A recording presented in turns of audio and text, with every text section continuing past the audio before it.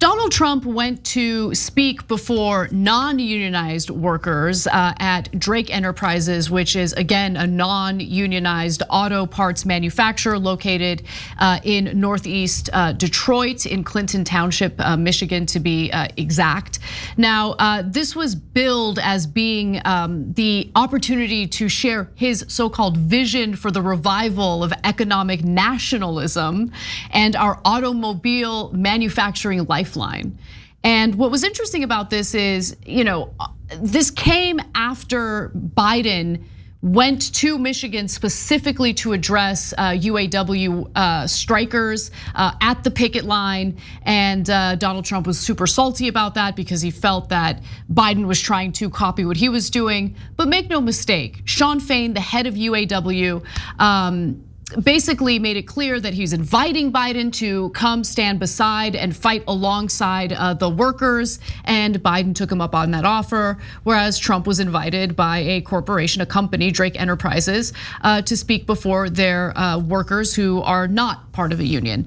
Now, what was really clear in his speech was that he kept repeating the threat of climate change policy, and in particular, the threat of electric vehicles on the auto industry. And he also went after windmills, his absolute favorite line of attack when it comes to any clean energy related policy. So let's take a quick look at some of that speech, and then I'll fill you in on more. I don't get one thing. I don't get why Ford and GM, why these car makers aren't fighting to make cars that are going to sell, to make cars that are going to be able to go on long distances. They immediately give up. I see it with the oil companies too. They're promoting windmills, which don't work, by the way, but they don't work. They want windmills all over the place. It's like they're told what to do, and that's what they go against their industry. They're either stupid or they're gutless. What was interesting is he also had a moment, it was honestly a typical Trump moment, where he talked about the threat of electric boats sinking. So let's take a look at that. Or anything else. They said, what happens if the boat has an accident, starts sinking? Do you get electrocuted if the boat sinks? The guy said, I've never thought of that actually, but I think I gave him an idea actually. Now, can you imagine the boat goes down and you're sitting on top of a battery? I don't feel good about that, right? So I'm gonna go ahead and ask you all for comment on that one. Sometimes, look, this is Trump's upside and downside, right? The downside is he doesn't make any kind of sense. Like, what are you talking about? Nobody even has any idea what you're talking about. The other day he started talking about how windmills are going to kill whales, and they're like whale serial killers. Now he's sitting on top of batteries of a boat and stuff. But the upside is top insult comic in the country, as Anna says all the time, and he's entertaining. Even though he doesn't make sense, people are like, well, okay, I can't wait to see what stupid thing he's gonna say next. They're literally laughing. Yeah. I think they're laughing at him. I don't know. And my comment is my laugh. Listen, I can't, the man made no sense whatsoever, but it was awfully entertaining. It really was. I can't, really. Yeah, and look, there's one thing that Trump, it's not that Trump figured it out, he just naturally is a guy who speaks off the cuff. He doesn't want anybody telling him what to say.